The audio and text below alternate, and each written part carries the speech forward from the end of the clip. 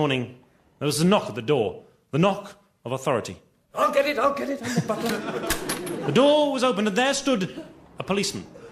He had a stern look on his face and he was shown up to the drawing room where he had an interview with George Masterson.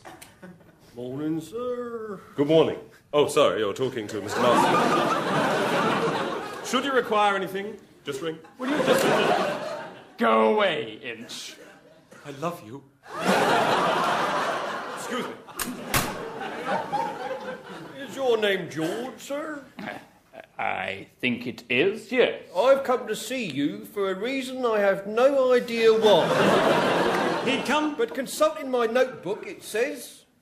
It says that Oberon's macaroon activities had been drawing too much attention. People had been complaining, and indeed, Oberon was hogging the macaroon market in London. He was one of the biggest dealers in macaroons, and the police were going to crack down. They'd been leaning on him because of his position in society, but now the time had come to prosecute. I see. That makes it very clear. Yeah. Do you want to hear me say that again? Not only is your son a macaroon addict, but we believe that his dealer is Mr. Kipling. I'm terribly ashamed. Could you arrest him and put him in prison? Well, it's a slightly unusual role for the police, but I really don't know what the rule book says about this, but I'll give it a good go. George went out and fetched in Oberon. He was placed before the policeman and he broke down. Daddy, please forgive me. Show me your arm, young man. Oh, no, my voice has changed. Hang on. Show me your arm. Just as I thought, crumb marks. And George watched as his son, crying and bleating, was dragged through the streets of London. The accounts showed that there was no money left for the Mastersons. And this stone of a man, this great edifice of a man, crumbled and wept. Lord. Oh, bloody hell. Down in the kitchen, Ruby was not attending to her duties. She was daydreaming. She'd been in a peculiar mood of late. That had been noticed by Betty the cook, who was having a bit of a severe word with her. You can't go moping about over a man. I've never moped about a man in my life. That's why I am what I am. A sad old cow.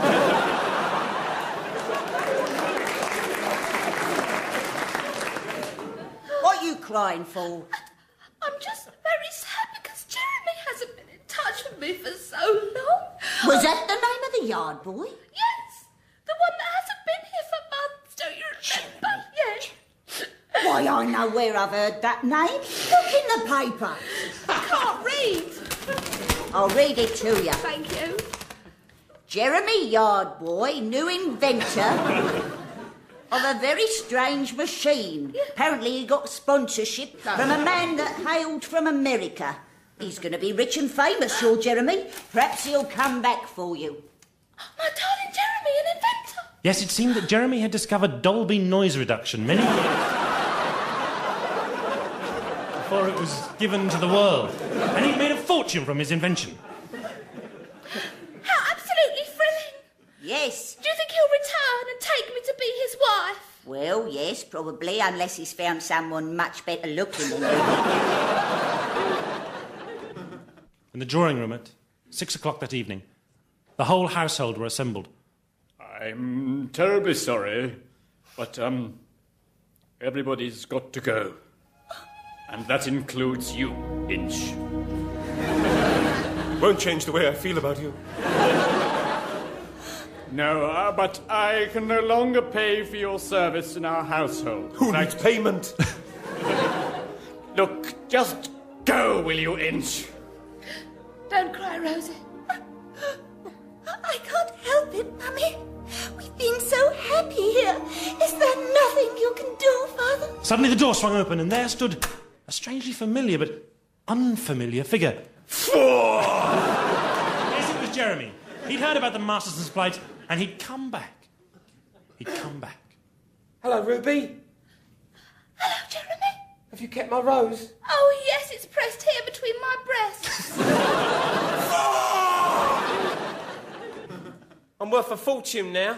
More money than you ever had, Mr. Masterson. I could help you out, though.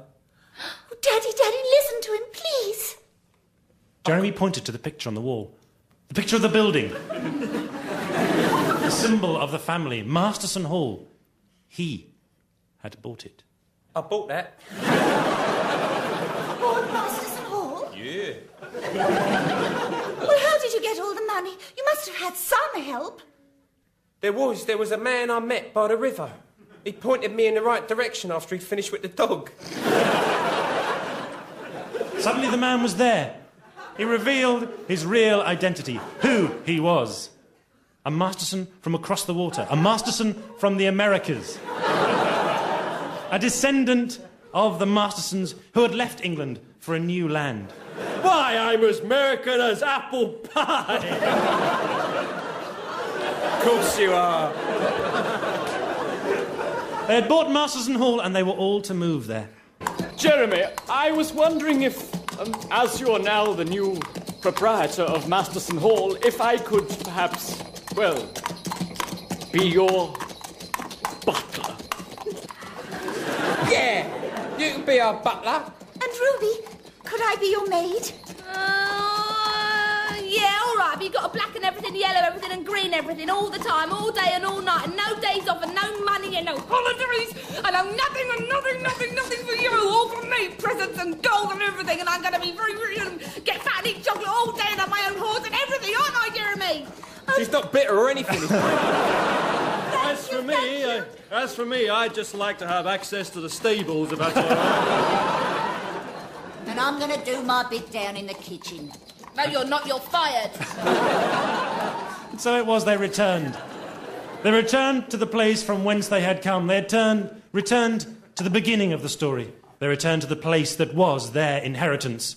The Masterson Inheitance. In the Masterson Inheitance, you heard Josie Lawrence, Phelim McDermott, Paul Merton, Caroline Quentin, Lee Simpson and Jim Sweeney. Dialogue, music and sound effects were improvised live at the Paris studio. The studio managers were John Whitehall, Wilfred Acosta and David Blount. The producer was Phil Clark.